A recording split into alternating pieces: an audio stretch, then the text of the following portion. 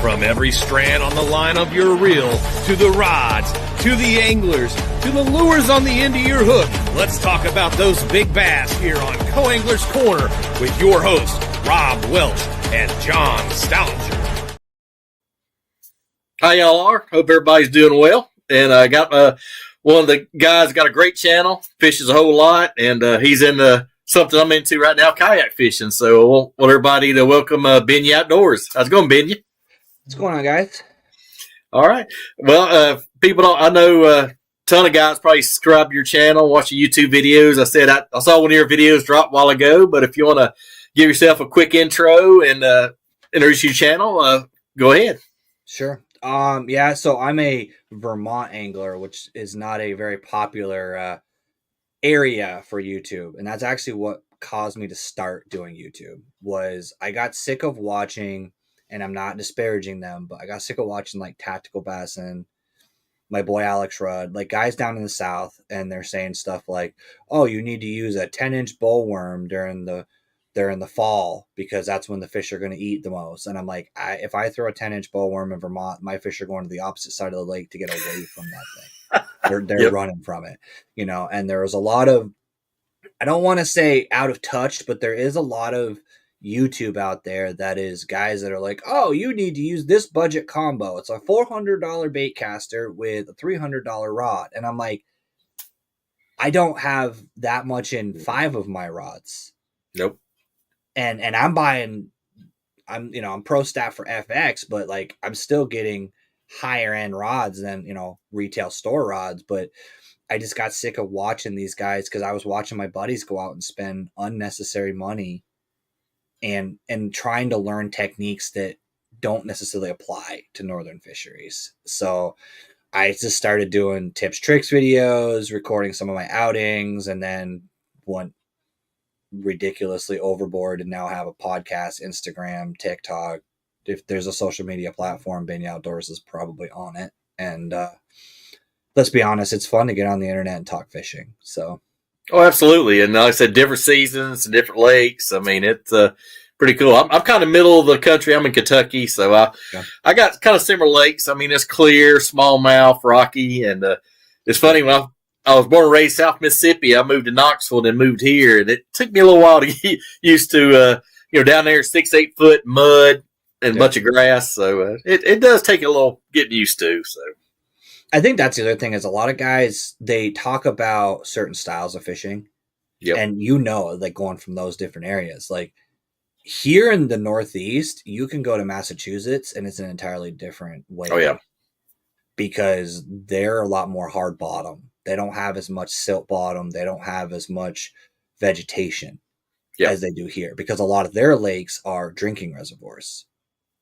Because like especially Western Mass, a lot of the drinking water for Boston comes from these lakes. So they treat them and they're not letting like bad levels of grass grow in them. Whereas some of the lakes I fish in look like Florida. Yeah. So I'm not used to, dragging a wobblehead through the rocks because I don't have rocks. If I drag a wobblehead, I'm not getting it back. Yeah. It's buried in 6 feet of mud and I can't get it back. So that's the thing I've learned. That's actually one of the things I like to do the most, honestly. I like doing these kinds of podcasts where I talk to people from other areas and like fishing new areas because absolutely, you know what I mean? It's like you just challenge yourself. That's what's, I think fishing in general, and this is something that I bring up a lot on my channel, is like I have ADHD and I've gotten bored with just about every hobby that I've ever invested in. But you can't master fishing. No, it's a moving target. Possible. It's just, okay, I've mastered the idea of the wacky rig or the jerk bait or the crankbait, but every single day it's, okay, well, the wind is out of the east and the barometric pressure is this and the wind is doing that, but the current is this. And then 20 minutes later, that could all change. And that's what's cool about it is you never really get to a point where, like, and I'm not saying like professional sports like football, for example. You can only throw a ball so good.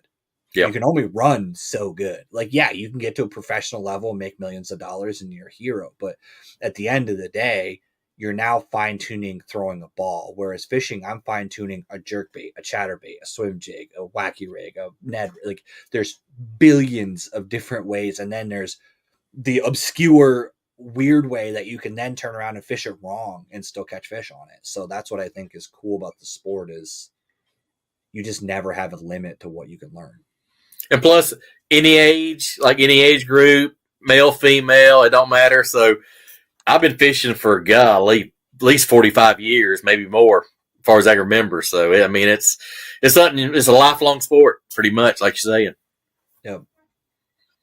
And it's cool to teach people. That's the one thing. Yep. Like I was out with my buddy Bobby Roast Beef from the Jigs and Bigs podcast, and we went out to the Connecticut River on Friday, and he caught his PB smallmouth, and like that was a combination of us kind of putting our heads together and figuring out what baits to use and where we were going to fish based on the weather conditions. But like that to me is just as fun watching a buddy pull in, and he pulled in a 4-pound smallmouth on a BFS gear with 2-pound leader. Wow. Like straight BFS reel, BFS rod, 2-pound like line, 19 and a quarter inch smallmouth. Jumped 3 times before we got it in the boat. Man, that's unreal. That BFF stuff's getting hotter and hotter. I see it really getting hot next year, and I think a lot of the live scope guys are gonna be throwing that with like 5-pound braids. So I think it's about to get hot. A lot of live scope guys, I think, start doing that Demiki rigging, the little minnow stuff. Yep. You're going to start seeing a lot of guys switch over to. You're going to see an explosion, I think, of those specific rods. I like the idea of it, and I will admit I fish a spinning rod specifically because I suck at spinning with skipping with a casting rod. Yep. I'm going to blow up my casting rod at least 4 times in a day if I'm skipping with a casting rod. Oh, yeah. I'm not going to blow up a spinning rod, so I just use that. And you get further distance with a spinning setup, I think. So the thing about spinning, I'm actually thinking about Texas rigging with a medium heavy spinning rod next year instead of a casting. There you go. Because I feel like I have more control, and in that situation, usually when I'm using a Texas rig, I'm trying to get it up under a log or right next to a section of grass, or I'm trying to get it somewhere that I want to have precision. And I feel like I'm more likely to bird's nest than not with a casting rod. So I'd rather try maybe getting like a 7.6 medium heavy spinning rod and see what happens. Absolutely. There's guys in Tennessee, I know, especially older guys, that do a lot of jerk baiting. That's a big technique down around Knoxville. And they'll use a 7.6 rod, and they say it casts further, and it don't fatigue them as bad. I mean, there's some guys 60s and 70s, and they swear that they don't get tired throwing a jerk bait all day like you would a casting rod. So I have a bunch of buddies that will not fish a jerk bait on casting gear. They'll throw it on spinning. The other thing too is the reel slower. So you're not pulling too much slack out when you're like when you do a single reel turn with a spinning rod. It's usually only a 5, maybe 6 speed. Most spinning reels are not much more than 6. Whereas you get most casting reels now, the slowest speed you'll find, unless you start getting into custom stuff, is 7 now. Like most reels aren't rocking. 6 and 5s are gone. Like you have to really look if you want to find a 5-speed casting reel now. Yeah, I got a 5-speed casting reel, but it's an old reel, but it still works. Yeah. Like Black Maxes are the only ones I've ever seen that are pretty much still like standard, like 5. Everything else is like 6.2 to 1, 6.5 to 1, and that little difference sometimes, like you pick up too much slack, and now you're not hitting it with slack line. Oh, absolutely. Because my favorite technique in early spring was cold waters through a shad wrap, and I got that. I think a spinning reel's 5.2 to 1. Yep, perfect. Yep, yeah. I tried doing it with an 8. It's nightmarish. No, it ain't. You ain't getting bit. You're just playing. You're basically just trolling that thing back, not really actually jerking it. It's crazy. Oh, absolutely. But up where you're at now, do you have a favorite lake? Like they told you next weekend, hey, you can go to one lake only. Where are you going? Yeah. So the lake I call my home lake is Lake Hortonia. It's now. I will say, depending on where you're fishing currently, what I'm calling a lake, most people would call a pond. Yep. It is, I think, 400 acres, 500 acres, maybe. Yeah. but it's 30 minutes from my house. I can catch 5-pounders.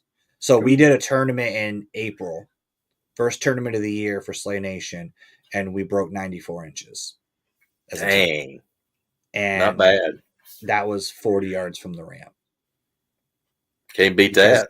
That's one of those lakes that, like, and everybody has it. It's actually funny because I have both too, but that's one of those lakes that I can almost call my shot. Like, if I go there and the fish, I don't get a fish, the fish aren't biting for anyone.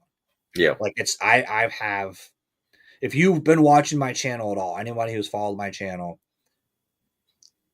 3 years worth, I would say 60% of my videos are there. So, like, it's just, that's where a lot of my videos are recorded because it's a place I know I can catch fish. And what's cool about it is the boat ramp area is all grass. Then it's got deep water in the middle. Then it's got ledges on the other side, a sand flat on the north end. So you have like and then docks on one shoreline. So you basically have, what do you want to fish today? Do you want to fish grass? Do you want to go fish deep? Do you want to go fish sand? Do you want to fish ledges? It's all, the environment is all there.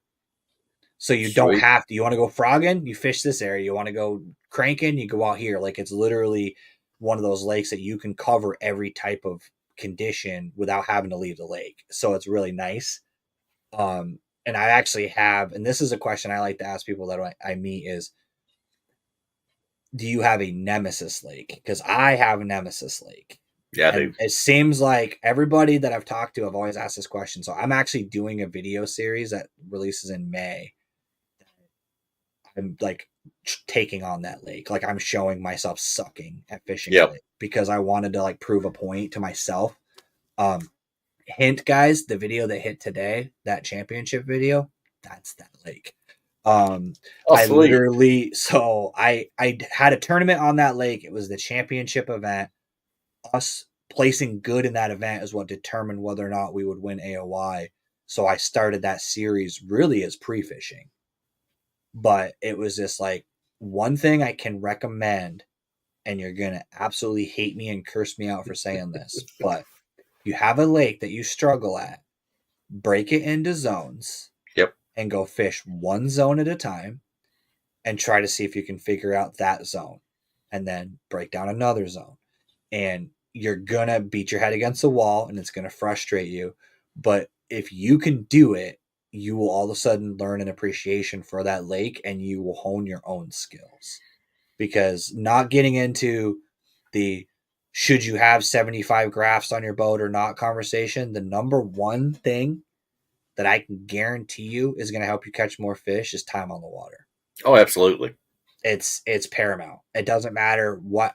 I literally have a Lowrance Hook down imaging fish finder with no side view. Yep. But my teammate in Slay Nation doesn't even have a fish finder. Doesn't even use one. Yep. I fished against guys with XI3s and forward-facing sonar. I fished against guys in bass boats. It doesn't. In the kayak world, you said you were getting into the kayak world. That's what's cool about the kayak tournament world, is you can have a guy in a $200 Sun Dolphin he bought at Walmart beat the pants off a guy in a Hobie PA. Oh yeah. It's just, that's how that world works. And that's what's really cool to me. It seemed like it's a real cool vibe. I mean, I had a kayak event right above where I work at. I didn't know it till afterwards. I was watching some guys' videos, and it was just a different vibe, a different feel. It was pretty cool. So that's what I'm aiming for next year. So I'm actually directing the Slay Nation Vermont next year. I took it over for, it's kind of that, the whole tournament trail is kind of funny because I tried to start it last year. Yep. And I actually signed up as the director, couldn't really get anybody to sign up. And Vermont's kind of funky with the way we do permits. Yep. So we have to do a permit 30 at minimum 30 days before the event. We have to pay $50 whether we get it or not. And then we have limited occupancy to the ramp. So whatever they deem the ramp is capacity at by truck, not by angler, I can't have more than that many people at that ramp. Okay. So if they say it's a 10 truck ramp, that's all I can have is 10 trucks. So if I'm a trail that has team like I do, that's 5 teams. Right. So I took it over. But the thing about kayak trails that I find is cool is that you get a lot more camaraderie. You get more of that good old boy, let's hang out, let's do the thing together. And you get a lot of guys that, like, I have a group chat from my tournament trail that guys are like, hey, I'm fishing Thursday. Who's going? Like, it's not you show up, compete against everybody, and then screw you guys. I lost. I'm going home. It's literally we're all like almost all the people in the trail at some point throughout the year have gone and met up and fished together throughout the season. And that's what's cool about the kayak community is like it's more grassroots. It's more like the good old Red Man series and all the stuff that it used to be back in the day where like guys would do a tournament and then drink beer in the parking lot for 2 hours before going home to their wives. You know, like it's more like that.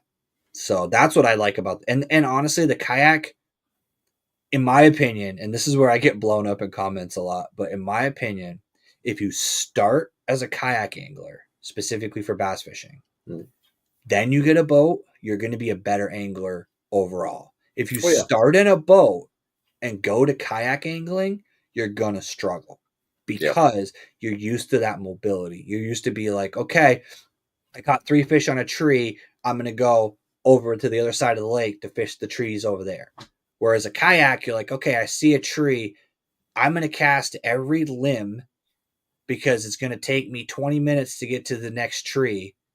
And I want to make sure I don't leave any fish behind because I'm not pedaling all the way back here.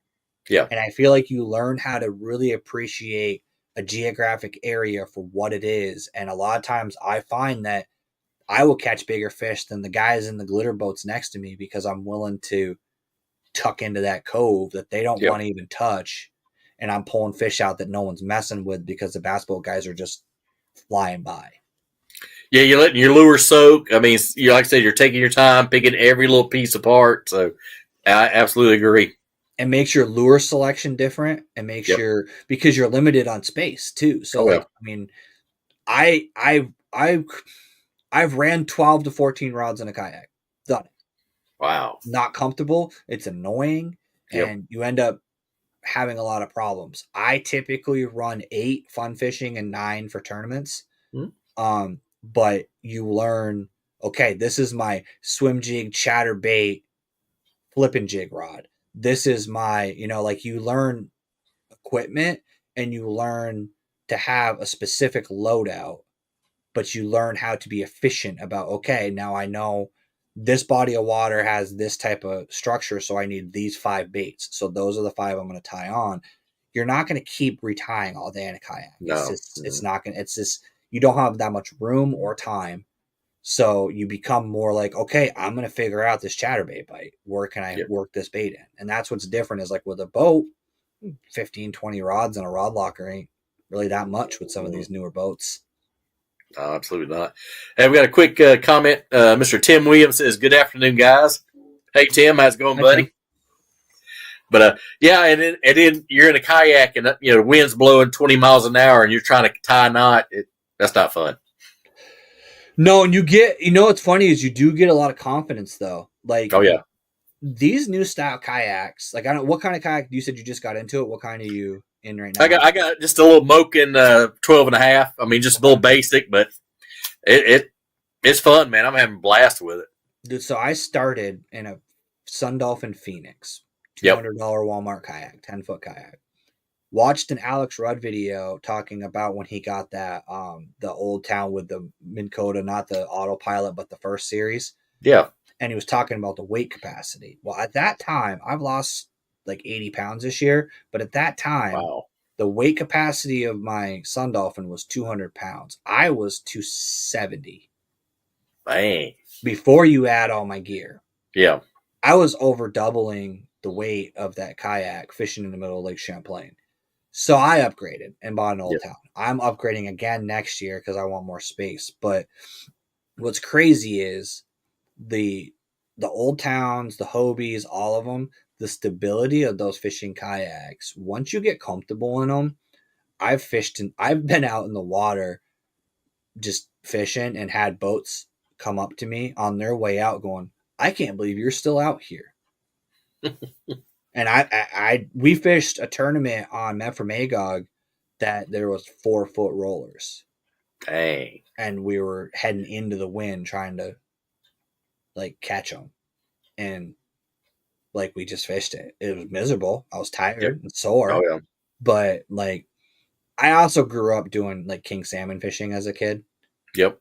So I used to go to Lake Ontario and do like the New York side king salmon. You know, my dad has a 25-foot fiberglass, so we were out in, you know, 8s and 10s at times catching salmon. So, you know, switching to 4s and a kayak, it became comparable for me, but it does sometimes make you a little bit braver than you should be. Oh yeah. Especially in a tournament. Oh yeah. You get determined and you're like, I'm gonna make it over there no matter what. So it's nuts how like, so you said you have a Moken. So yeah, so those are kind of light too. So you can kind of put that in a lot of places. It's not the newer style. Like I'm looking at a Native Titan. Like I'm going to Titan X, I think. But that's like 200-pound plus kayak before you even add gear to it. So it's more of a John boat than kayak at that point. Oh yeah, I've been looking to upgrade. I've been kind of searching around. It's going to be a little while, but next year I'm going to upgrade. So I will tell you the one mistake that a lot of people make: go bigger than you think you need. Okay. If you're looking at a 10-foot, buy the 12-foot. Yep. Most of the kayaks, especially Old Town Hobie, maybe not Hobie as much, but Native, Jackson, the 2-foot version, the 12, they all make like a 10 and a 12. Yep. The 12-foot is more stable, tracks better, and usually is a little bit wider. And they usually are like $100 more than the 10-foot. Right. There's usually not much difference in the price, but the storage and the difference in the kayak itself is significant. Like I wish I'd gotten the 12-foot when I got mine. Yeah, well, that's how I started. A local lake here, there's a no-wake lake. It's like you said, it's like a water supply lake, and this local place rents kayaks. Well, I had a 10.5-foot Moken, and I said, I want to go out there and see if I can do this, if I feel it. And rented it for like half a day, had a blast. Yep. And I said, then one of my buddies at work had that 12.5 Moken for sale. And I was like, and he gave me a great price on it. You know, he's a good friend of mine. Yep. And I got out there on the same lake, and it was amazing. That 2.5 foot makes a huge difference. And the funny part is that 2.5 foot is not in the cockpit area. No. It's never where you're sitting. So that's the other thing I want to make sure people understand if you're looking at kayaks. It's not where you sit that you don't get another foot of leg room. No. It's in the nose. They always put it in the front. But the tracking on a 12-foot kayak when you're in a wave or in the wind is entirely different than in a 10-foot kayak. Yep. It just is. And the width of a kayak makes a huge difference. That's why I'm looking at a Titan. It's a really dumb reason, but one of the reasons is I want to be able to lay my catchboard flat on my deck of my kayak. Oh, absolutely. Because putting it at an angle on the gunnel, trying to get that smallmouth to stay on that measuring board is a nightmare. And I want the bigger space, and there's a lot of capabilities and stuff with the newer models, but like the swivel seat and the width is literally the main selling point for me. Yeah, that swivel seat. I saw some guys, and that swivel seat is a game changer. I guarantee you. I wanted the Hobie originally, but I have had a pedal drive for so long that I instinctually backpedal. If you actually watch my videos, it's funny because you'll see me literally turn my head to the side before I set the hook. Yep. Like somehow I just know before the fish bites or something, but I'm already halfway through a back pedal before I swing on them. Dang. And having to reach down to pull a lever to go in reverse, because a lot of the places I'm fishing, I'm casting up to grass edges. Like one of my favorite ways to fish is, drop a wacky rig, a jig, swim jig down the edge of a grass flat and pull it along the front. And if you hook a fish in that, they're running back into cover. Oh, yeah. Which means they're hooking and running, which means they're pulling you and them into where you then want to fish after you catch that fish. Whereas if you can pedal backwards, you give it a couple pumps backwards, you're sitting right there and your hook set is a lot stronger. Oh, yeah. I lost a lot of fish before I realized that you need to backpedal when you set the hook. Of course, I also set the hook like an idiot because like the joke I have with my teammate is I want their spawn to be born with a concussion. That's how I get my fish. Come out cross-eyed. Yeah, like I had to buy softer rods for treble hooks because I was bending treble hooks with my hook set. Dang. I wasn't bending it out on the fish. I was bending it out because I'm jig hook setting every fish. It's just my brain. Even with a wacky rig, I'm still like giving it too much for it. It's just how my brain doesn't have the ability to not do that. So being able to backpedal, but that swivel seat, what that does is one of the biggest reasons why people like Hobies. They can turn their drive and they can parallel bank. Yeah. Well, that seat in that native, I can now, I don't care what direction my kayak's going. I'll just turn my seat and cast to the bank. Right. So if my kayak's facing north and I need to face east, I'll just cast. I may not stay in that position, but I can turn, make that cast, and then turn back to whatever's comfortable. And the other thing is I'm thinking about putting for now until I can afford it, like a tiller trolling motor. I'm just going to put a tiller on the back of it because then I can change that over to my rowboat that I use for other stuff. There you go. And get multiple purposes for one motor instead of buying an XI3 for one purpose and then, drop too much money on one motor for one device that I'm only going to use. Randomly. Absolutely. I'll blame you there.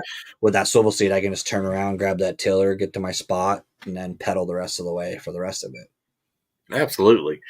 But it's interesting about that's why I'm wanting to upgrade. I just got to pedal or paddle. I want to go to pedal. So that's some good tips. That's what I'm looking to go. I'm going to warn you, and I warn everybody, once you go to pedal, you'll never paddle again. Yeah. It's the ability to fish in the wind alone. Yep. Because wind is the most aggravating thing you will ever encounter when you're paddling, because you've either got to just anchor down and pick apart one area and then paddle 20 feet and then anchor down and pick apart another area, or you have to just accept the fact that you're going to be exhausted. Yep. Because it's just, and the thing is, when you catch a fish, it's the same thing I was talking about earlier. When you catch a fish, you're at the mercy of, you get a 4 or 5 pound largemouth, you're going wherever the hell he wants to take you. You're along for the ride. Those paddle kayaks, I don't care if they're heavy fishing kayaks or not. And up here, I don't know, you guys probably have, we have pike and pickerel here. They'll drag a pedal drive kayak around. Wow. Yeah, like the way they swim sideways. Yep. So what they'll do is you'll hook them and they'll turn sideways and push off almost like a snake. And they have so much more surface area that they will, when you hit into them, it's like you think you stuck a log at first. Dang. Like you get like reverb in your rod, and they'll drag you. And with the paddle kayak, you're kind of, you have a choice. You either get to change your direction or fight your fish, and there's no doing both.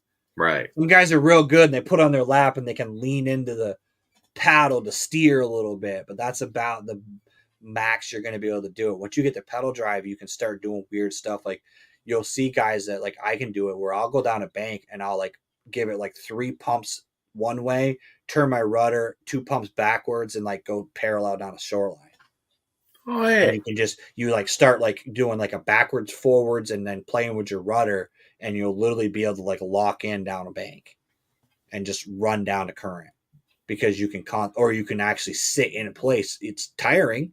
It's partly why I lost 80 pounds this year, because I'm, face into the wind and basically pedal into a treadmill for an hour. But it's significant. And most of the companies like Feel Free has, in that same like Moken kind of line, those guys they have the Lure, which is a pretty decent kayak. You got the Old Towns that have, I wouldn't see, a lot of guys are going the other way where they're going back to paddle kayaks with motors. Yep. But the reason I have a bass boat, I have an 18-foot bass boat. It's been broke all year. I have a motor issue. I went to change my oil and it came out looking like chocolate milk. Ooh. And then I went to change the lower unit grease and it was white. And I was like, this is done for the season, because I'm not spending the money to fix this right now. But that's the cool thing about a pedal kayak. Unless you break your leg, it's not down. Oh, yeah. The worst a pedal kayak can become is a paddle kayak. Yep. If it breaks down, you still have a paddle kayak. And like, that's what's cool about it. Like what our parents used to say, tricycle motor, we're like a tricycle motor. Yeah, exactly. And that's the thing is what's cool about the pedal drive is that you can cover, you'd be surprised. Like I can get 4 miles an hour out of my kayak. No problem. Man, that's booking. And Old Town can do it. I know a lot of the guys with the Hobie can go even faster. Yep. The Native's got a little bit slower drive, but the Native hull's a little bit more designed for stability than it is for speed. But still, like you can cover a lot of water. That lake I was talking about, that Nemesis Lake, it's a 2,400 acre lake. Right. I fish end to end. Dang. Because the way those drives are geared, it doesn't take a lot of effort to cover water. Yep. Because you can literally just like lean back and listen to a podcast, listen to Co-Angler's Corner while you're going to your next spot. Man, you can't beat that. You don't have your hands involved. I actually will sometimes rig while I'm pedaling to the next spot. Right. I'm like, okay, I'm going to cut off this crankbait, start pedaling. Okay, I'm tying my knot, and you want to be careful so you don't hook yourself, but you can do a lot of stuff. So that's where, even if I get a motor, it's going to be in addition to the pedal drive so that I can just get from spot to spot and then pedal around while I'm there. Oh, yeah. Well, I know, what was the BOS series? I know, like, they had a couple tournaments where it was like pedal or paddle only, no motors. So they kind of compromised. That was pretty cool. Well, did you see how they changed the rules this year? What did they do for this year? So KBF made it so that you can use forward-facing sonar or motor. You don't get to use both. That's interesting. I like it. So it's kind of an interesting compromise of the whole. And that debate is not something I'm going to beat on anybody's podcast at all. But it's a cool way of like limiting. Because like I said, the trail I do, so Slay Nation Small Vessel series that I do, you can fish from a bass boat. You just can't use your gas motor. Right. You can only use electric trolling motor. You can fish from a John boat. We have literally guys. So we have one guy that has an Old Town paddle. I have an Old Town pedal drive. We have a guy that fishes out of a bass tracker. We have a guy that fishes out of a canoe with a fly rod. Like it's the Wild West series of like, there's this and then two of the guys have kayaks with motor. One of them's got a Bonafide with an XI3 and forward facing sonar. It's like an old drag racing. Run what you brung. Yep, like that's what's cool, and that's kind of beating that dead horse. But that's what I love about fishing. Yep, like you can get 10 guys at a ramp that have entirely different motivations for why they're there, and 10 different walks of life and 10 different budgets, but they can still get out there and compete. Absolutely, and that's what's cool. And that's honestly, I wish that schools would invest more in fishing programs. Like up here, we're just starting to get like high school fishing programs. Like there's 2 or 3 schools that do it. But like I wish more schools would do that because you don't need a specific body type. No. And I was a high school baseball player. Like I did sports in school. I mean, I played basketball, I played all the sports, but like I like the idea of fishing's more inclusive.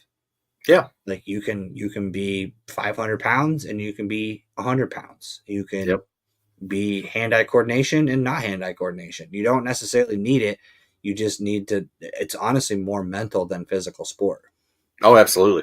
And it's funny you say that because there's actually some middle school fishing teams here locally. So it's really booming down here. Yeah, see, we just barely got it. And it's all like club. It's not even like a school sport, really. Yeah. It's some dad decided he wanted to take the kids out in his bass boat. Like it's the school has there's not like the school has a boat. It's like the local dad had a bass boat, was willing to spend the money for the $1 million. I looked into it, $1 million policy required on the bass boat for insurance, and is willing to take kids out and teach them. And that's honestly why I started my channel, was because I was seeing a lot of kids at the tackle store, and I'm not trying to disparage the man, but like Ben Milliken has got 8-year-olds buying 10-inch glide baits.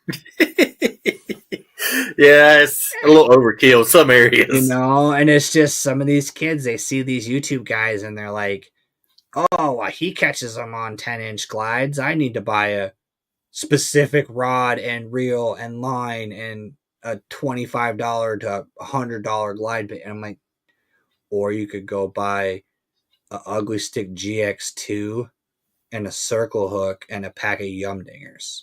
Yep. Guess what my first 5-pounder was caught on? Yep.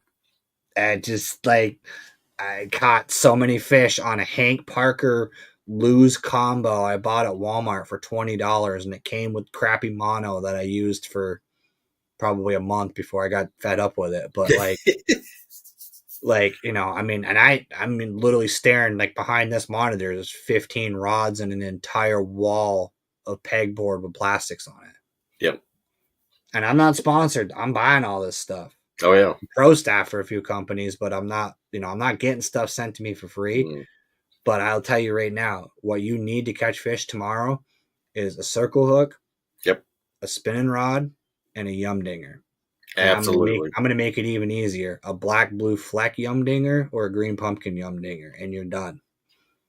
I totally agree. And I don't care whether you're over here on the East Coast or you're in California. You're going to catch a fish on that. Are you going to catch a 10-pounder? Maybe. But you're going to catch fish on that combo right there. And it's going to cost you $50 for the entire setup end to end. And then even with the Senkos, you can use them shallow, use Carolina rig, Texas rig. I mean, that's one of the most versatile. It's like a crescent wrench in your tackle box, pretty much. The funny part is a lot of guys got away from like stick worms, and I use them from April, and I was using them last weekend. Oh yeah. I couldn't catch a damn fish on a crankbait. I couldn't catch fish on jerkbait in 52-degree water. But I could cast a wacky rig into the one dock that the guy hadn't taken out of the lake yet. And I pulled out a 17-inch largemouth. Like, it's not the funniest part is, and something that's the most aggravating for somebody that gets real technical into bass fishing, is when you spend 6 hours on the water and don't catch anything, and then you pull into the dock with the kid sitting there with a bobber and a Barbie pole, and he's pulling in 3-pound largemouth with earthworms with an eagle claw snelled hook that barely even punched through that fish's skin, but somehow he got it to the dock. Like, my nephew one day, it was the funniest thing. We were on Lake Ontario. We were salmon fishing. Me and my brother, between the two of us, had, I think, 8 3,700 boxes of baits with us. Each of us had 4 or 5 casting rods, and we are throwing the kitchen sink into this marina just because we got blown off the lake. We couldn't fish, so we were bass fishing. My nephew was over in the corner, and he was pulling a bunch of like little fish, perch, bluegill, and he starts screaming, and we're like, oh, he just got another big one. He had a 4-pound largemouth on like a size 2 eagle claw hook with an earthworm and a bobber on like a 6-foot spinning rod. Jeez. We couldn't catch a damn thing on every Berkley product that you could throw at it. And he was over there with an earthworm and a red and white bobber and smashed a, huge large. That's the whole thing about fishing. That's what's cool about it. Oh, absolutely. I know. Had a buddy one time. I think he's fishing Ross Barnett or somewhere, and he had, just had like a Lowrance unit, and he was just throwing everything in the boat, and had a poor old man out on this little creek out in the mouth with a cane pole, just wearing them out. Yep. He's like, I need to just throw all this stuff away, go back to cane pole. Dude, my teammate, it's the funniest thing. So my team, that's actually one of the reasons why we were so successful, was my teammate lives or dies by finesse. Like, yep. It took me half a season to get him to stop using an ice fishing rod for finesse baits. He used an ice fishing noodle rod with a regular spinning reel. Huh. And that's how he caught all of his wacky rig fish, his Ned rigs. That's how he fished all of them. Little tiny ice fishing noodle rod. It wasn't even a good one, really. It was like a Frable, or like it wasn't even like a big one, But he is someone that will he'll practically have 1 foot on the bank. He'll be so shallow. Yep. And he'll go up there and he'll catch them. I could come right behind him, throwing the same. I have the same. I literally bought him 3 packages of worms because he kept running out, and I had him in my kayak. And one day I followed him doing the exact, what I thought was the same thing he was doing. Didn't catch a damn thing. And he's coming out with 18s, 19s, 20s. Like in tournaments, he'll pull fish out of water that I worked for half an hour, and then he'll come in behind me, and then he'll be like, you missed one, and then he'll pull it up, and I'm like, I don't understand this at all. But I'd say this, and it's like a weird, like it's almost like a superstition, but your confidence transfers down that line more. I think confidence is the number one color that you can use in bass fishing. Agreed. Totally agree. It is. I don't care what the bait is. If you're confident in it, you're going to work it in a way that you don't even realize you're working it. You're going to impart some action to it that you don't realize you're imparting, and you'll catch fish on it. And I don't even care what bait it is. It could be a crankbait, swim jig, doesn't matter. If it's the bait you have that confidence in, something connects you to that bait and it'll work. It's just, and that's why I recommend like trying different baits. Like one of the biggest mistakes I think guys make is, they're not biting today, I'm going home. Yeah. The biggest thing I can tell you that I recommend to anybody that watches my channel is, okay, so you're not catching anything on the baits that you're confident in. Cool. Take that jerk bait out. Take that spinner bait out, that chatter bait, the frog, whatever the bait that you feel like you suck at, even if the conditions don't lend to it, even if it's not the right place to fish it, practice with that bait because you're already on the water. Yep. If you have the time and you don't have to be home for whatever reason and you got 2 more hours of your day, don't pack it up and go home. Grab that bait, that bait you bought in the bargain bin at Walmart that you thought looked cool that you just haven't used because you haven't found the spot for it. That's the spot for it. Or you want to learn how to fish a jerkbait. You want to learn how to fish a spinnerbait. That is the time. Take that thing out, chuck and wind it, and get a feel for it. Because as you build that confidence and you go, I like how that looks, or I like how that cadence works, the next time that bait applies, the next time that the playbook says that bait should be what you're using, you're going to have just a little bit more confidence to pull that bait out of the box. And that's how you build that Rolodex. And then all of a sudden you're like, oh, well, that was me with a jerkbait. I didn't catch a single fish on a jerkbait till last year. Not one. And then one day I went out. I actually literally rented a site at a local campground, which is actually where my channel started. And I didn't even camp there. I rented a site for 2 nights so I could just go fish this pond that's in the campground. Yep. Because there's no day use there. So I literally just rented a site, backed my kayak in there, launched the kayak, fished it, and went home at night. And I just sat there with a jerkbait because it's a 60-acre pond. So there's only so many places those fish can be. And I worked a jerkbait and I worked a jerkbait. And then all of a sudden I found the cadence that I like. I found the color style that I liked. And I hit like 6 or 7 fish in a row. And now just about every time I go out, I find myself tying it on at least for a little bit, even if I don't catch fish on it. And that's something I highly recommend, is just use the time you have, because if you can learn something, then you were successful that day. Absolutely. You go home, didn't catch any fish, you still learned something. Absolutely. And got my good friend, young angler, Mr. Javon Cuevas down in South Mississippi, back in my stomping grounds. Hey, Javon, hope you're doing good, buddy. Hope that hurricane goes by you guys. I know there's a hurricane stirring around down there, but hope it goes by. Right. Dude, I'm so out of touch on hurricanes because I live here. Like, we get rain. Yeah. Well, my mom and dad live in South Mississippi and my little brother, so I have to kind of keep an eye on stuff. So that's the only reason I know. But, yeah, it's like at Cuba, between Cuba and Mexico, and it's supposed to come out in the Gulf and go straight to Florida. So, gotcha. But talking about rods, I got an FX rod. Probably they don't sell much. It's a 6'3". It's called a dock skipping. It's a bait caster.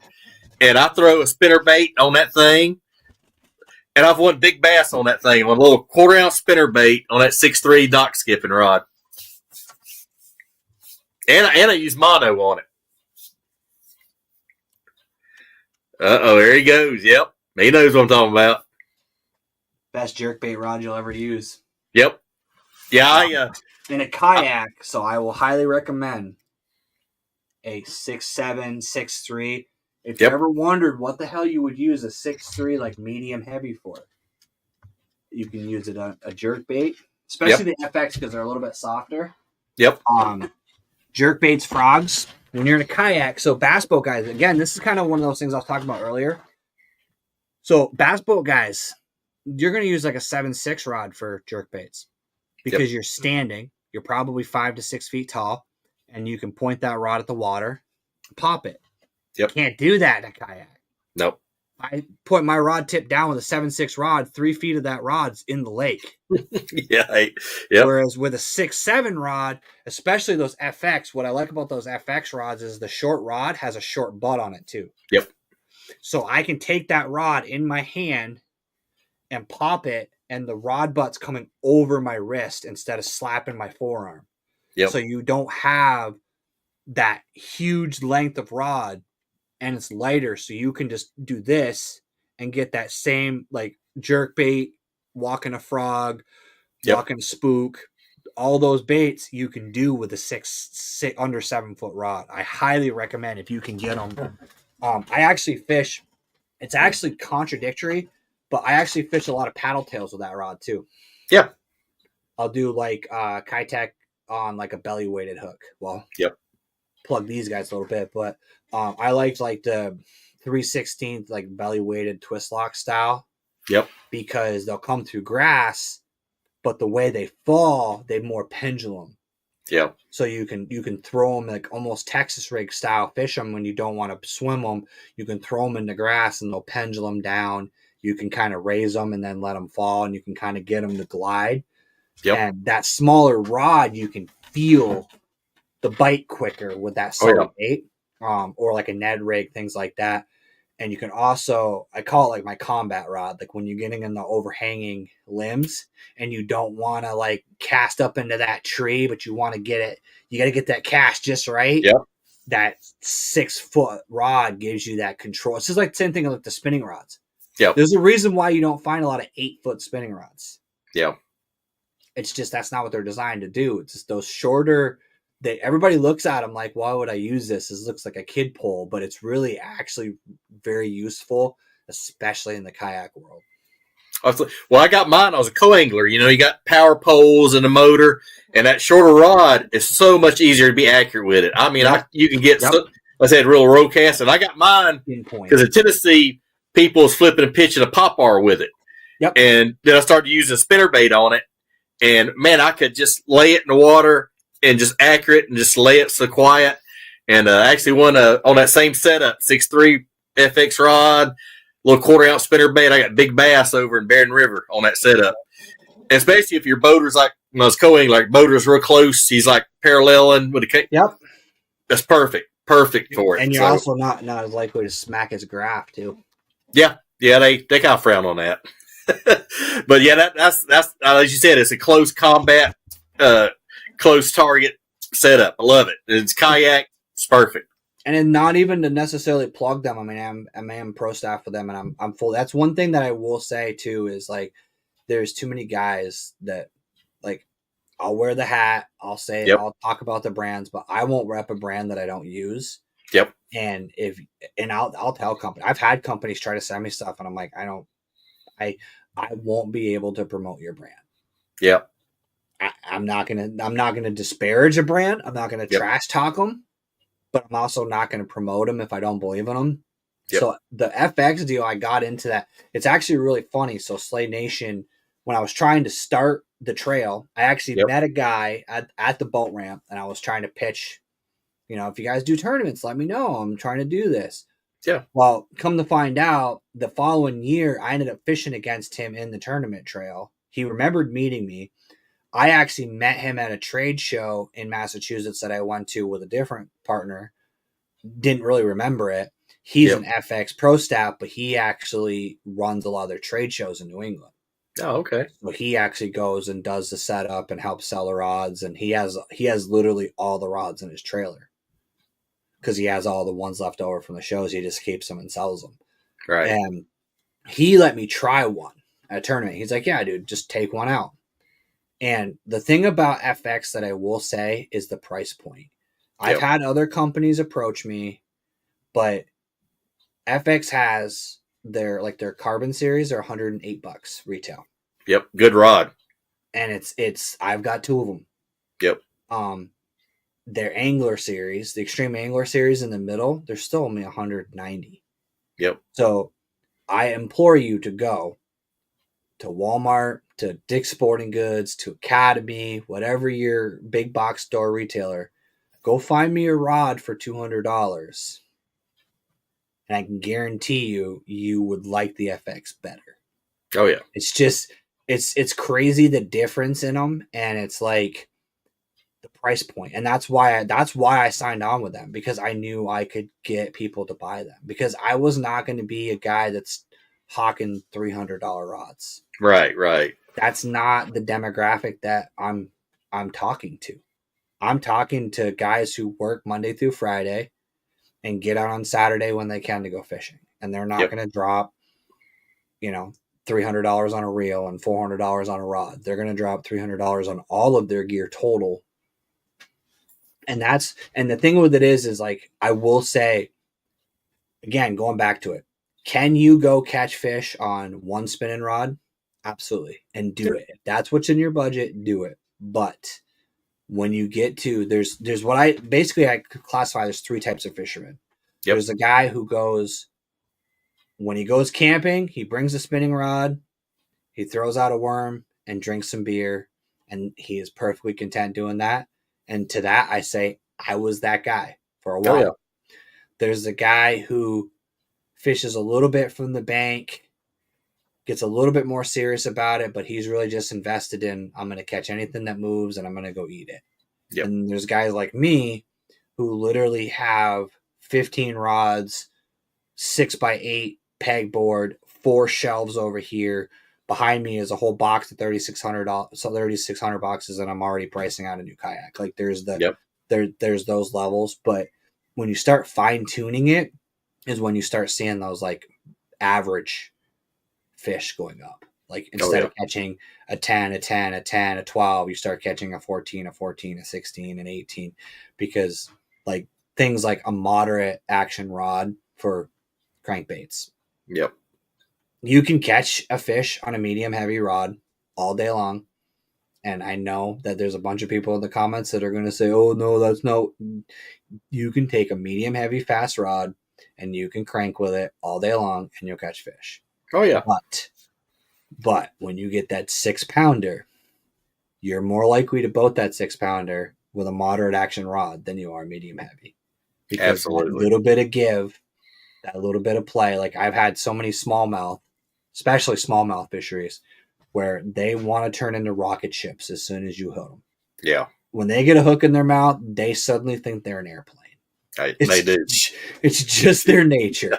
And having a fast action rod means when you feel that line start to get slack and you know they're coming up, that moderate action rod gives you a few more seconds while that rod is still loaded to tip that down, to get that rod in the water. I mean, I've literally drove my rod in the water to keep a fish down in the water. And that fish jumps, or you got to just barely skin hooked. That extra play when you go to net it. The biggest thing is netting it in a kayak. Yeah.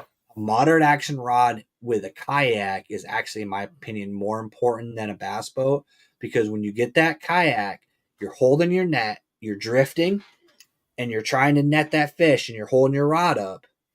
And that fast action rod's unloading really quickly, because you cannot. I don't know if you can do it. I've never met anybody who can. You can't move your hand forward for your net without following it with your rod. I don't know why. Your brain locks your two hands together when you're in that motion, and you want to bring your rod down, and that's when that fish gets that little bit of slack. Whereas a moderate rod, it's going to load a little bit slower, and you're going to be able to get that net into that fish with that treble hook. And that's the little things that, like, if you learn those little details about yourself, like I actually fish topwater with a moderate rod too. Yep. And the reason I do it is because my brain is too fast. Yep. I see that boil, I hear that splash, and I'm swinging for the fences. Yep. And if I don't have a moderate rod, I'm ripping that bait out of that fish's mouth 9 out of 10 times. But with that moderate rod, I'm giving myself a half-second buffer before that blank hits, which gives him that time to close his mouth. Yeah, it's like almost like a shock absorber almost. I literally build my own buffer by having a moderate rod in a situation where I should technically, by the textbook, have a fast rod, because I found that buffer is the difference between me driving 2 hooks into the roof of his mouth or me trying to not catch that bait as it comes flying back at me at Mock Jesus, because That's one thing about topwater frogs is they become projectiles really fast. Oh, absolutely. Absolutely. Yeah, I've had a friend had a whopper plopper come back on braid, and he had like a perfect shape of whopper plopper on his chest where it hit because it come back about 90 miles an hour. I used to fish a lot of Zoom horny toads, and the first year I fished them, I literally have a video where I went to set the hook, and the bait came back and hit my rod and my rod holder, and you hear it go like in the video. It came back at me by my head. I literally matrix ducked my head as a fly, and it hit the rod behind me. Dang! I've hit myself in the chest with a fish. Yeah, I've literally hook set on like a 6-inch largemouth one day so hard that I hit me right here. Flying fish. And that's the thing is like that's where a good rod. Yep. You're not gonna break that rod. That's where the difference is, and that's the one thing I try to harp is like, don't buy FX. If you can't afford it, don't buy it. Go buy Lose. Go buy Ugly Stick. Matter of fact, if you can only buy one brand, go buy Ugly Stick. Yep. I'll tell you right now, and like I said, I'm an FX guy, but if you can only buy one, you're gonna get an Ugly Stick GX2 combo for $40 at most retail stores. Yep. And that'll catch you fish. If you want to catch consistent average fish, you want to start getting into the nitty gritty, then come talk to me about, what you want for details. Cause that's a whole different world. And that's where, like I said, it kind of gets in that whole tinkering. Like you start really fine tuning.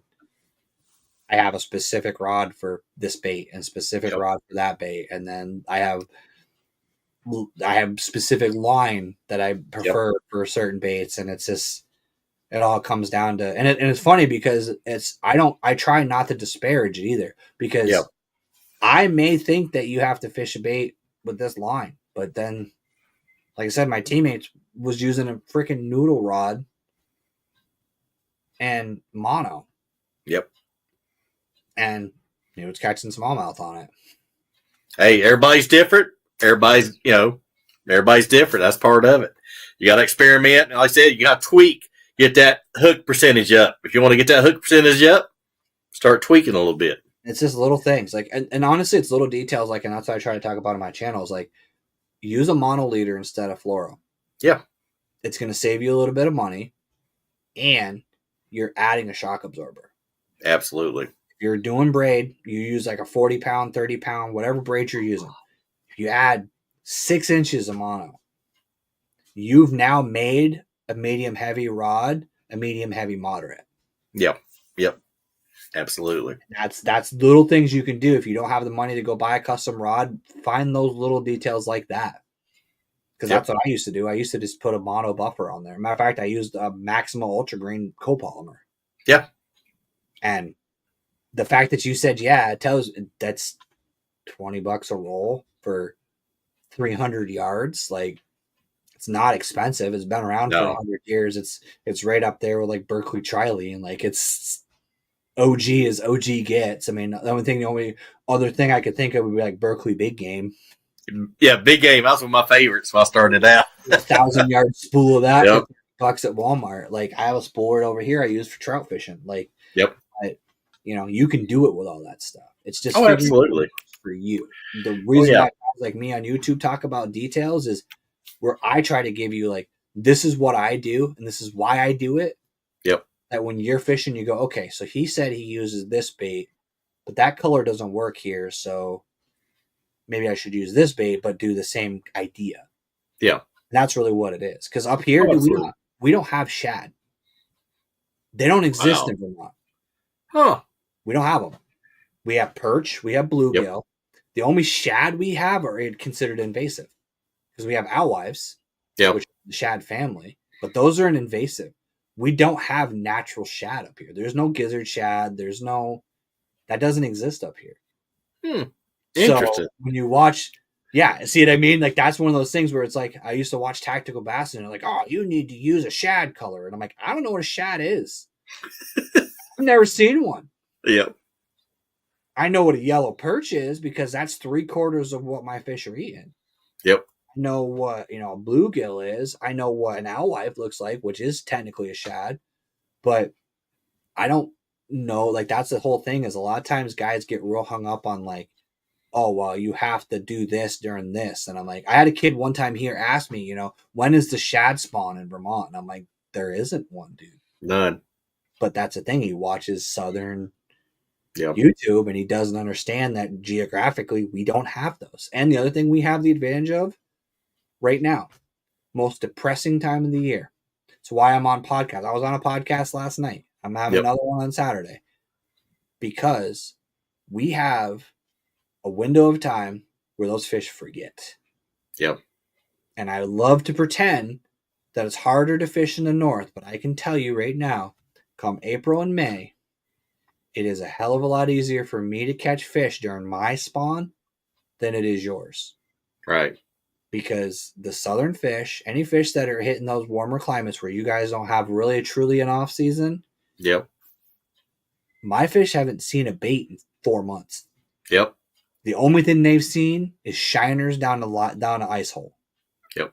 They haven't seen a Senko. They haven't seen a chatterbait. And they're not as intelligent as we like to pretend they are. They forgot that that's danger. They forgot that the last time that I saw one of these, I suddenly was in space with the aliens. And they were taking pictures of me. I was in a spaceship. Yeah, like I actually joked to my buddy about that. I'm like, can you imagine? Like, you think about it, like we always joke about people getting picked up by aliens, but like think about like a fish. They're lifted into the sky. Yep. They're held by a weird creature. They're getting measured and analyzed and then put back. Yep. They got abducted. That's all there is to it. But they forgot by the time spring comes. So I can go through. They got little bitty brains. They got little bitty brains. I have places where I can fish from May to June, and I will destroy fish. Yep. Once June hits and everybody starts hitting the water more consistently, I'll be back. Downhill. I'll be back in October. It goes downhill. Because those fish are getting educated. Yep. And Tim Williams says, I use a 6'3" and a 6'6" in a kayak. There you go, man. Spot on. I highly recommend it. Yep. And the other Spot thing is on. find what reels work for you too. Don't get hung up on the more expensive reels or the better reels. Yep. Because it's whatever works for you. Yeah, Tim actually Tim jumps in our podcast a lot for sure. Oh, cool. And then my good buddy Jeremy May says, hello, guys. Hey, Jeremy. Jeremy's from Virginia, so one of my buddies there. But yeah, I said that kayak world, more and more I'm getting into it, the more and more I like it. It's been a blessing. So I will tell you the one mistake, though, when you're rigging it. Yep. Don't put anything into it until you fish out of it a couple of times. Yeah.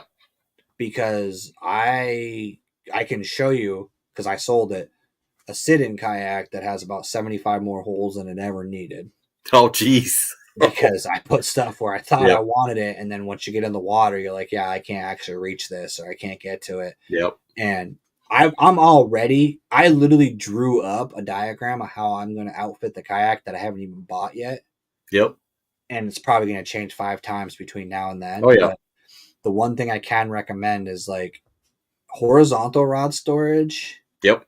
Is like Yak Gadget has that rod stager system for the tracks. Those are freaking awesome.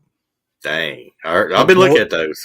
So he has like every possible configuration too. Like you have 4 rods, 2 rods and a paddle holder, 2 rods and a catchboard holder. Like he has like a bunch of different configurations for it. Right. And those are actually stable enough that I don't even take my kayak. Like I have my kayak on a trailer. I don't take my rods off of it. Dang. I drive home with my rods on that horizontal stager all the way home. And I'm talking like 200 miles. I drove home from Cayuga 4.5 hours they don't move. Man. Matter of fact, one of my rods, my spinning rod, the bail opened on my Wacky Rig rod and I spooled my reel. So I have 100 yards of braid between here and Cayuga Lake somewhere on the highway. But it spooled my reel, ripped the line right out of my, like completely spooled it. and the rod stayed in the rod hole. I didn't even realize it until I went to go fish and I had no line in my reel. Oh, wow. I pulled it, broke the knot, and didn't come out of the holder. Wow. So, granted, I did put the bungees that come with it over top of them to hold them down. But what's cool about those is you go under like overhanging limbs. Yeah.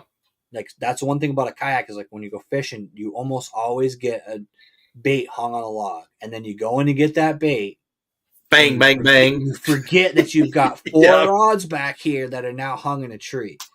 If you've got those horizontal stagers or overpasses too, you go under bridges, things like that. Yep. And you look at it and you're like, yeah, my 7-foot rod should fit. No, nope. They don't fit. They never fit. Nope. Ever. Having those horizontal storage is huge. And the cool thing about the 4 rod is you can actually if you put rods this way, you can then turn and stack 4 the other way. Oh, cool. It's a little hairy getting them back out if it's rough. Yep. But if you want to have 4 and then 4 vertical, but you want to get them horizontal to go under something, you can. Yep. Man, that's nice. But I've got mine pretty simple. I don't have much stuff on mine yet. I'm slowly getting stuff, so it's all good. I'll tell you another thing. Don't buy a black pack. Yep. PVC and a milk crate.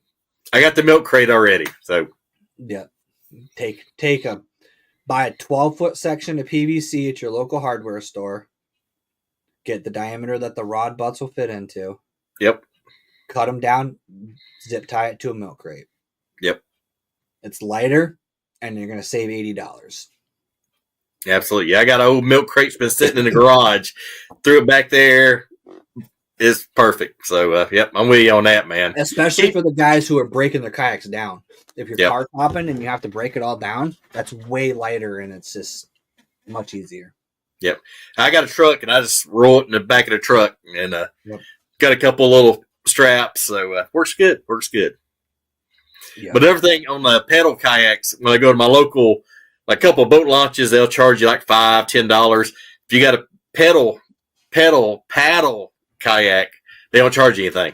So you got a paddle, no charge. Go and launch out. Yep. Crazy. Never you know thought what, I'm about surprised.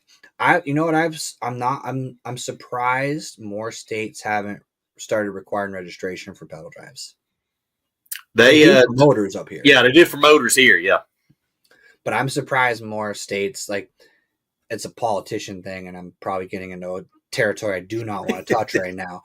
But to be honest, I'm surprised they haven't started trying to do that. Because I've got pulled over by Fish and Game because the Old Town has a motored kayak that looks exactly the autopilot looks exactly like the pedal drive. Yep. And I had a couple of different times I've had Fish and Game come up and go, "Hey, you don't have your kayak registered." And I'm like, "I don't have to. It's pedal drive." Yep. And then they look at me and they look at my feet and they go, "Oh, yep, my mistake. Have a nice day." But which is funny because my rowboat that has a gas motor on it isn't registered. Yeah. And I never get pulled over with that. It is what it is. Why they're more concerned with the kayaks because they think they're going to get you because you don't have. Because the thing with the kayaks is you can't see the numbers on them. Yeah. When you stick those numbers to the side of those kayaks, they can't see them because most of them, the numbers are under the water half the time. Yeah, exactly. So, but that's something that I'm surprised they haven't really cracked down on. Like, if it's a pedal drive, it's still technically mechanismed motor. Like they'll motor it some fancy way, but. It'll probably happen. They'll start one state to start it, and then it'll just expand out. So. It's crazy that they charge. See, we don't really have paid boat ramps here. Yep, it's all public launches, but it's weird to say this out loud, but I wish they would be. Yeah, because like a buddy of mine from Michigan told me like a lot of the ramps up there have literally gates. Yeah, and you buy a season pass, and you have like a campground, like an RFID badge. Yep. You badge yourself in the campground and the ramp. And I actually kind of wish that the state of Vermont would do that if and only if they do what like Michigan does. All the money that's used to pay for that pass goes to the boat ramps to maintain them. It goes into paving them. It goes into maintaining the facilities. It goes to putting porta potties at the ones that don't have full bathrooms, stuff like that. And like, goes, well, we get a lot here. And I know it happens down there, but what we get a lot here is a lot of our boat ramps are on state land, but then there's hiking trails. So then we get people who are not there to fish, taking up 4 or 5 boat parking spots that are just parking to go hike. Yeah. And if they had to pay, then at least they'll probably still do it, but they're contributing to the ramp. Whereas they're not buying a fishing license. And right here in Vermont, that's what our fishing licenses are, the only money that gets put into boat ramps. Yep. And if they're not there to fish and they're not paying for a fishing license, they're literally not contributing to the thing that they're preventing me from using that I did pay, because I can't park there now because I have no spots to park. Yeah. And that's why I really wish we would do something like that. But yeah, like around here, like some of the remote boat launches, people's having their catalytic converter stole and tires and rims. And I like going to the ramps that got a lot of activity, or you have to pay it, or somebody there at the little tackle shop or something. At least you got somebody keep an eye on your stuff. So yeah, and so we don't have, to be honest, we don't have a lot of that issue here. Cool. It's really weird because there is a few ramps, definitely. Like I said, there's one reservoir that we fish that is around it is all national forest. Yep. So I'm sure you've heard of like the Green Mountains. Like this is the Green Mountain National Forest, right? So the dam right in front of the dam is where they swim. Like the intake to the dam. And the state doesn't intervene at all. And this is an earthen dam. So it's not like, we're not talking like nice, stable concrete walkways. We're talking chunk rock and dangerous conditions. And 3/4 of that parking lot is people who are there to swim. So in the summertime, and the joke I always have is I'm more likely to catch an assault charge than a fish if I go there. Yeah. Because I can't deal with the chaos that ensues for people that aren't there for the purpose of what that thing is there for. Yeah. But there's that one. There's you find a lot of needles. You find a lot of stuff that you don't want to deal with. And that's one of those places where I wouldn't leave my truck overnight. No. But a lot of Vermont's very weird. The more I do these kind of podcasts and the more I get in the fishing industry and talk to people from other states, the more I realize how different my state is from other places. Like, we don't lock our cars. We don't, I don't lock my door. Like, I literally got robbed one day and the dude didn't even take the cash out of my wallet. He took my donuts and my debit cards. And I was more upset about the donuts because the debit cards I just canceled. Yeah. Like, I live in a state where, like, if there's a murder here, it's news for, like, 4 months. Oh, wow. Because, like, people don't, like, we had one kid threaten to do a school shooting, and within 20 minutes, there was 15 parents at the kid's house dragging him out of his house. Like, there was no police search. Like, it's a weird community. Like, we literally, one day, I used to play beer gut softball, and there was a person that was trying to get a kid to come into their camper at the campground near the softball field. The game stopped, and the entire field walked down into the campground to confront this person. Like, that's the community-based place that I live. Wow. So, like, it's really weird for me when I travel because I'm not used to being in a non-community based society. So I have to, like, check myself when I go to other places because I forget that, like, people will just rob you for no reason. Because I live in a place where, like, you could just sleep in your car and no one's going to ask questions. You can, I literally leave rods on my trailer, like, just sitting on my trailer. Like, I've left entire tackle boxes on my trailer because I didn't feel like I needed them that day. Like, and it's not a problem.